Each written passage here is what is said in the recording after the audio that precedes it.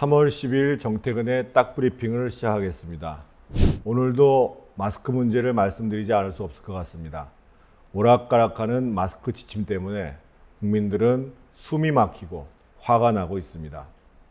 여기 신문 기사를 보시면 대통령의 최측근이라고 하는 김경수 경남지사가 재난기본소득이라고 해서 무려 51조 원의 빚을 내서 국민들에게 모두 100만 원씩 나눠드리다는 제안을 했습니다. 이 제안이 나오니까 이재명 경기지사도 동조했고 또 박원순 서울시장은 서울시 차원에서 이 문제를 검토하겠다고 얘기를 했습니다. 그런데 이렇게 화끈하게 100만 원을 쏘기 전에 우리 국민들에게 정말 화끈하게 쏴야 될 것은 마스크입니다. 정부는 여지껏 마스크의 문제를 해결하지 못하자 이제는 마스크에 대한 지침조차도 오락가락하고 있는 실정입니다. 이 마스크 수급 문제가 해결되지 않자 정부 관계자의 얘기는 계속 바뀌어왔습니다. 지난 1월 29일 식약처에서는 KF94와 같은 보건용 마스크 사용을 공고하며 재사용은 금한다고 발표한 바 있습니다.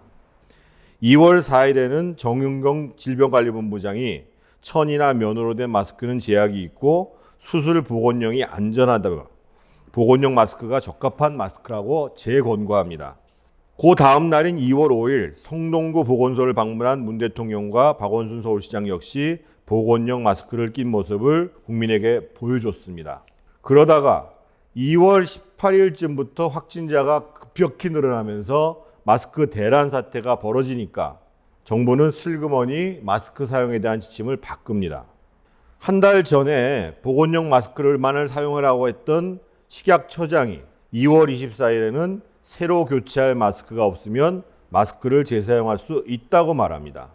이해찬 대표도 마스크 한 개로 3일씩 쓰는데 큰 지장이 없다. 이렇게 얘기해서 국민의 숨을 뒤집더니 대통령의 국무회의 사과가 있기 전 김상조 청와대 정책실장은 깨끗한 환경에서 일하거나 건강한 사람들은 마스크 사용을 자제해야 된다라고 이제는 국민 탓을 하기 시작했습니다. 그러더니 3월 8일 정세균 국무총리는 저부터 면 마스크를 사용하겠다 이렇게 얘기를 하면서 시민의식을 발휘해달라. 즉 면 마스크를 사용하는 것이 시민의식을 발휘하는 것처럼 호도하고 있습니다.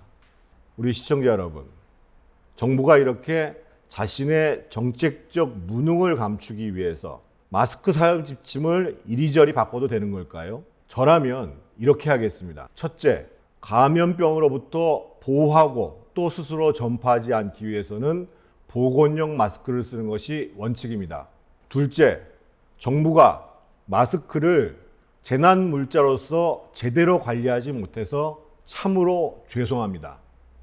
셋째, 국민 여러분, 참으로 죄송합니다. 마스크의 공급이 정상화될 때까지 재사용도 해주시고 또 면 마스크나 일회용 마스크도 사용해 주십시오. 거듭 죄송합니다. 정직한 정부를 한다면 이렇게 해야 되는 것이 아닐까요? 이 화면을 보십시오. 5주 만에 마스크 문제를 완전히 정리한 대만의 사례입니다.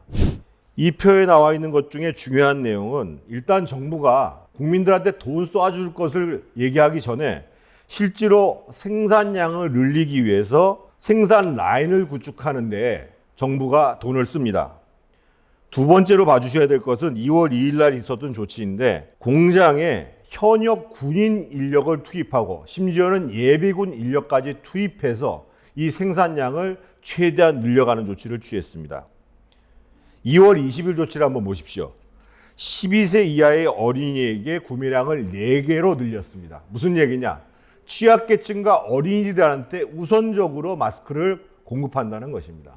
또 한 가지 주목할 사실은 대만은 대만 중화우정망을 통해 우리의 우정사업본부에 통하는 즉 우체국의 직원을 투입해서 공급을 한다는 사실입니다.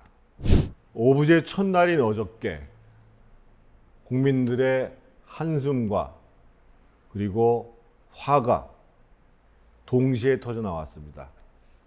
여전히 마스크 공급 문제는 해결되고 있지 않고 이제 국민들은 정부에 속는데도 지쳤다. 이렇게 얘기할 정도입니다. 약국을 통해서 일주일에 2매씩의 준배급제를 할 바에야 사실은 정부가 책임지고 동사무소나 통반 조직을 통해 가지고 공급하는 게 어쩌면 나을지도 모릅니다.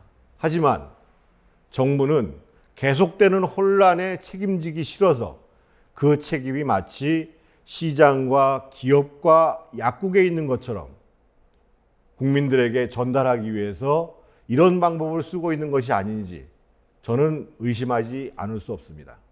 무능한 정부는 나쁩니다. 그런데 무능함을 감추기 위해서 오락가락 지침을 변경하거나 잘못된 대책을 제시하는 정부는 더 나쁜 정부입니다. 정태근의 딱브리핑 마치겠습니다.